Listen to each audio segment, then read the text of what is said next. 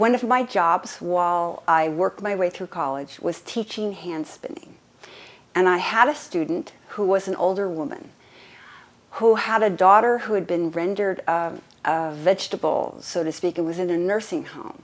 She had been a high school textile teacher and had been teaching kids how to dye fabrics, but wasn't wearing gloves.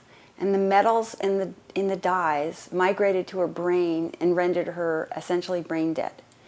So I was studying entomology, and my big focus was how to reduce pesticide use. And I remember opening books in the library looking to see, well, who makes dyes and what are they made out of?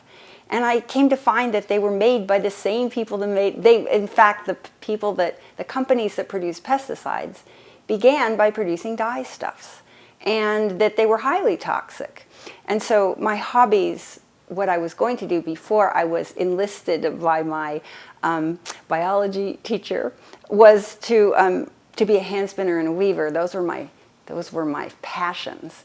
And so I decided in my personal hand spinning and weaving to avoid anything to do with dyes and just use the natural colors of natural fibers, which there are plenty of natural colors, of natural fibers of the animals, like sheep have all kinds of colors, alpaca, all sorts of animals have colors, but cotton was always white.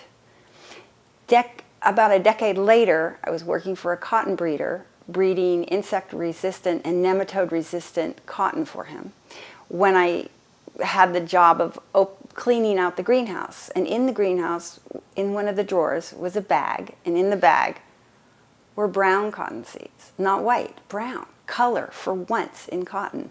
And I was so excited because here, finally, color, because I wasn't using any dyes, because I had this thing about dyes from my student's daughter. And I was ecstatic, and I asked, the fiber of this brown cotton was short, difficult to spin, and kind of coarse and short, and not easy to spin. So I asked the breeder I was working for if we could improve the fiber and make a market for it. And he was in his 70s, and I was in my 20s. And he laughed and said, why don't you improve it and you make a market for it? And that's how it all started.